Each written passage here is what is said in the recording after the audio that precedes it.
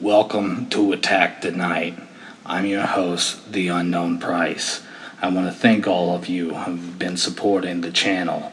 Please share the message with your friends so we can continue the fight.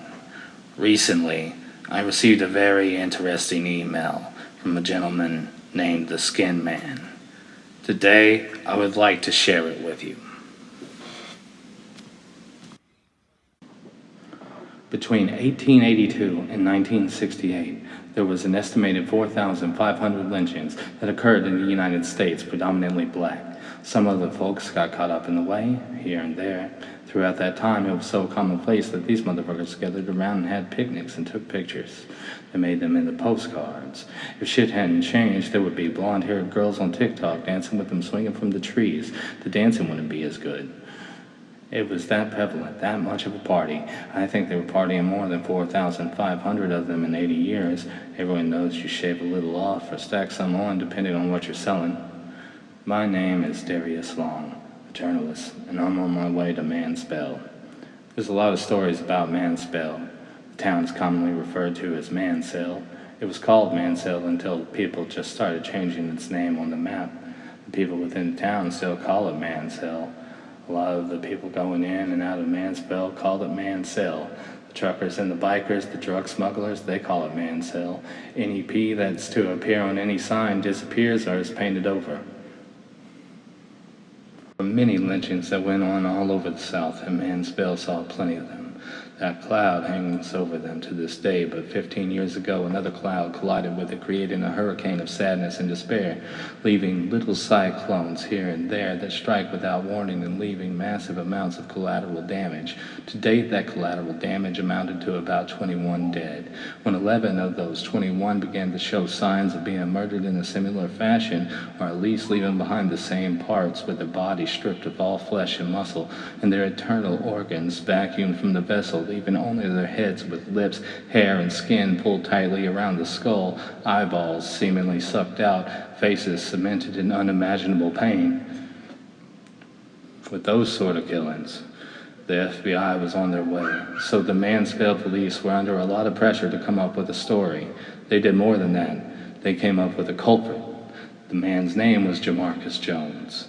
Jamarcus Jones was 40 years old and 110 pounds with various diseases and a debilitating drug habit, but he deboned these people and removed their organs. How did they know? They found him with one of the missing person's ID inside a tattered shitty wallet when they grabbed him trying to take a lawnmower left out in front of a shop overnight. Sheriff Datson held Jones under questioning for 20 hours. When Jones confessed, and most of the recognizable portions of Jones' confession seemed to occur around the last hour, the rest is muddled, if even there. They don't have high-tech gadgets in Manspell, but they sure managed to get all of Jones' confession. Might as well have had the RZA on that shit, because it was clear as day. 8 hours later, before the feds could get to town, Jones was found hanging from a noose made of sheets in a cell. When I walked into the Mansell diner, I was met with one unified stare. You would have thought I walked into an orgy with the way they all looked like they just got caught. It wasn't the color of my skin. There was another black man there. He just about handed me over his bus tub like I might take over so he could go smoke. It wasn't the color of my skin that warranted that collective, "What are you doing here?" look. No, it's that I was an other, outside of their pocket, where certain things never happened, or at least happened a lot slower. I was the type they saw on the TV they had never seen before, or at least in a long time. I was the type that had questions, and that's the last type they want to see in Manspell. I ditched the diner pretty quickly and decided that I might have a little more luck with the bar at the edge of town. Knowing it could go the other way real quick, I decided to roll the dice. Seeing that it was 1 in the afternoon, I figured I would avoid the sea of drunk rednecks and risk encountering that one incredibly drunk redneck you might find in a trash bar right around noon, the kind that there's at the door waiting for them to unlock it. The bartender was a shaggy, disheveled, and nervous white guy around his mid-20s, and the way he looked over his shoulder suggested he might be someone with information he might be willing to share, since he doesn't look like he's having too good of a time here either. He seemed overly relieved to conversate, as if he had been stuck on a deserted island, no one to talk to. He came to Manspell to be with his aunt while she died, because no one else would. They were all too busy. Now he was worried if he wouldn't be killed before he left. They don't like people seeing too much of Manspell and leaving to tell about it. There's a house down at the end of Bridge Street where they all go to get high. I think it's meth, but they all seem to do it there, so maybe it's crack, like a crack house. Not going to lie, one night I was intrigued and almost went, but something told me not to do it. I mean, I've never done crack, and if I was going to do it, I would have wanted to be with someone I trust. Don't want someone to crack me over the skull while I'm high.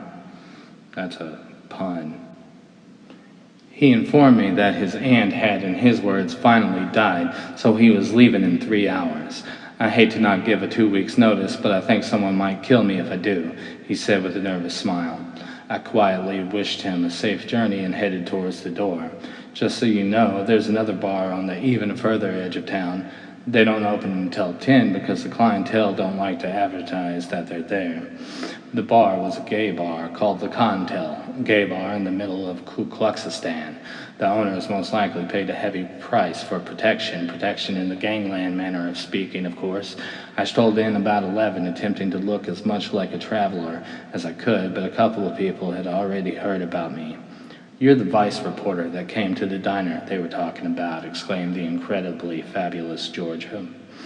I informed her that I only briefly worked for Vice before heading to the bar to ask Greg what he knew about the house at the end of Bridge Street. That's something I don't mess around with. Besides a couple of glasses of wine every 3 hours, I try to keep my nose clean. That's something you should ask Mallory about. She'll be here around midnight to let it all hang out. She's cis like you, so you two will hit it off in a place like this. 10 after 12 rolled around and Greg was introducing me to Mallory. He was right, we did hit it off. She asked me about all the dangerous things I've done as a reporter, and I regaled her in my exploits. Eventually, I got down to brass tacks and asked her about the house at the end of Bridge Street. Her mouth opened wide in exasperation. "You work fast," she said flirtatiously. "I'll take you there," she said, lowering her eyes and jawline into a devilish grin. I wasn't the one working fast. Mallory was the one looking for a hookup, just not the romantic kind. Mallory was a shapeshifter.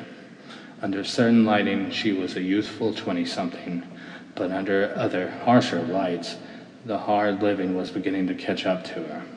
I suppose that's what some would consider a transitional period. Either way, that bleached blonde hair wasn't hiding who she truly was. A young girl with a slightly rebellious streak, most likely caused by a ridiculously repressed environment. Although she would never tell you as much, Mallory was ready to burn the patriarchy to the ground. When we arrived to Bridge Street, I was surprised to learn that it didn't get its name from having a bridge, but that a majority of what actually existed under paved road was underneath the highway. Although no one had set up shop, there were plenty of fresh, metaphorical fires burning down in the gutter.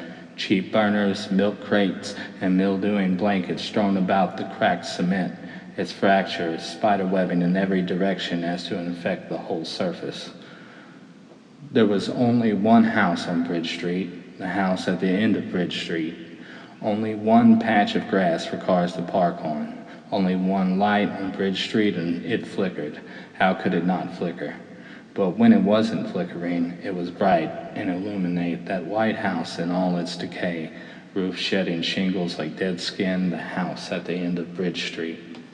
We made our way up the shaky railings onto the porch where we were greeted by a man Mallory referred to as Maximus, not a nickname but an inside joke. "How's it hanging, Mal?" She just grinned and half whispered, "Not enough." Maximus took a long, hard look at me, harder and longer than I would have liked. "Who's your friend?" he asked. She just grabbed his hand, leaned in, and smiled the flirtiest grin she could muster with a mouthful of garbage teeth. "A fellow truth-seeker," she said with the sort of glee reserved for cult members in white robes and pristine Nike sneakers. "Go ahead," Maximus permitted. We made our way through a dingy hallway decorated with bad oil paintings of sunflowers, but still the mere presence of sunflowers seemed to liven the place up, except for the sunflower at the end of the hallway right before that door. That sunflower was too orange and seemed to be sucking fibers from the fabric of my clothes. I'm sure if that I were to stand in front of it long enough, it would strip all fabric from my body, leaving me buck naked. If I were to stand there even longer than that, it would leave me stripped of all my flesh, muscle, and organ, leaving me skeleton bare. If I were to stand there even longer than that, it would surely suck all of the bones and dry hair off of me, leaving nothing but a humble narrator. He's down here. Mallory interrupted my gaze into the sunflower, nodding her head towards the doorway at the end of the hallway. A thunderous groan rattled the door, apparently issuing an invitation, or at least is what I could tell by the response on Mallory's now rapidly sagging flesh. Her tiny, seemingly shrunken hand turned the knob, opened the door, and revealed the long wooden stairwell into the descent below. "You first," she said, holding up her phone to check her makeup. I jumped ahead. I was ready to meet this drug kingpin of rural Arkansas. Consequences be damned. One step after the other, the groans grew louder, resonating with the hum of 1,000 skeletal skyscrapers. At one point down my descent, I could feel my bones grow arthritic to the point of immobility, and then suddenly disperse in a burst of youthful spryness. The whole time Mallory seemingly went through a rehearsed monologue directed towards the men sitting at the bottom of the stairs. "I bring you this feast so that I might prosper. I bring you this feast so that I might feast. I bring you this beast so that I might no longer feel the aches of time decrease. I bring you this feast so that I might linger in the most utmost radiant way, defying the effects of time and gravity, lingering before decay." The hypnagogic rhythm and booze drove me down the stairs, but what resided in the depths of the attic of the house at the end of Bridge Street shook me from the waking dream. There were no gangsters, no bikers and wife-beaters or cartel enforcers. What wobbled in front of me was a mass of saggy boulders, forming the battered, aging face of a vaudeville comedian pulling up from the dirt floor below, defying all spatial logic, its gray, sagging visage eclipsing the Dubai skyline. He opened his gaping maw to reveal a tongue adorned with screaming eyes. That tongue wrapped not around me, but around Mallory. The old man seemed grateful as that octopic tongue wrapped around her entire body. She screamed and pleaded, but the old man obviously couldn't even recognize suffering as he slurped her between his jaws. "Oh, that's damn good," he muttered impolitely with his mouth full of meat. The slurping and sucking noises filled the whole damn space, thankfully drowning out the screams. Soon he was done, and he belched Mallory back out, or as far as I could tell it was Mallory. Nothing but her face left wrapped around her skull. Everything else had been sucked dry, and he was still licking his lips. She could have used a little old Creole seasoning. I ran up the stairs, down the hallway, and stopped right at the front door, where I was greeted by Maximus. He looked dazed with a crooked smile. "Fuck," he muttered, staring at me with big, bulging eyes. "What are you doing here?" he asked incredulously. "You're not supposed to be here. Mallory should be standing there where you are."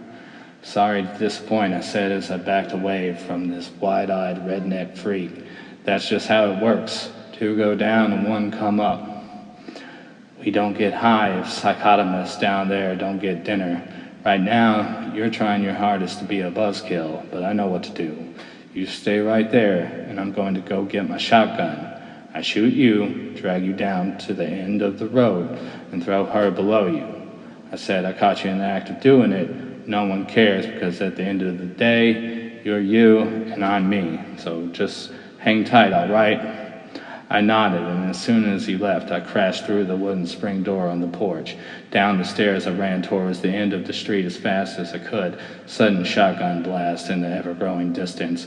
Once I was to the car, I turned around to see Maximus holding his head, wallowing on the ground. Mallory wasn't supposed to be dead. He wasn't supposed to have missed. He was obviously having a pretty bad night. That night, I made as much distance between myself and Mansell, Arkansas as I could. I never went and got my things from the motel. I just booked it. The sun had rose and I was halfway to Montgomery when I got the phone call. Didn't pick it up, just let it go straight to voicemail. It was a call from Sheriff Datson. It went a little something like this. When you get this call, I'll already be dead. Don't ask how. We're dealing with forces greater than you and I both. But I'll tell you a little story. Years ago, my town was under attack. Meth, pills, crack, everything you could have thought of was available to the people of Mansell. And I knew that this wouldn't be happening if it weren't for a certain criminal element residing on the outskirts of town. I couldn't just arrest them for being who they were. Those days were long gone, and the thing about drugs is that they take a long time to kill their host. No telling how many more people they'll infect before they go down themselves. I was contemplating this one night underneath my favorite oak tree when the answer suddenly appeared. A weird, magical book named The Grim Evangelium. I took it home and began flipping through its pages. That's where I found the invocation spell for a being known as Psychotimus, an old-world god who would reward its followers with an unparalleled euphoria as long as they gave him the appropriate sacrament. Last night, my daughter Mallory was that sacrament. I never intended for her to get wrapped up in all this. She was a good kid, and somewhere along the way, I just lost a hold of her. There's only one spell you can use to get rid of Psychotimus, and it calls for the person who invoked him to sacrifice himself. That's the most I can do for Mallory now. As for you, they'll probably pin it all on you, stranger. I doubt this call will be much help. He was right. Whenever I attempted to play the message for anyone else, it was just a short message of a couple bleeps and bloops. Just one word can even be distinguished from the digital noise. Psychotimus. They tell me the voice sounds a lot like a female, but I can't hear what the lawyer heard. I only hear Sheriff Datson's confession. One of Datson's deputies, and now interim sheriff, Sheriff Blake Wheatley, found Datson hanging from his favorite oak tree. Nothing but dripping bones and a contorted face of terror wrapped around his skull. I heard it on good authority that the house at the end of Bridge Street sunk into the ground, leaving only a crater. Some of Manspell's derelicts still gather around there at night, singing hymns to their forgotten god. As for me, I'm a wanted man, hunted by every branch of law enforcement in the good old U.S. of A. The sensationalist media gave me the moniker the Skin Man. I've managed to avoid capture with the help of various underground occult organizations. With any luck, I'll be able to make it to a place on the equator where I can grow back my dreads and formulate a plan of attack to clear my name. Until then, the Skin Man signing out.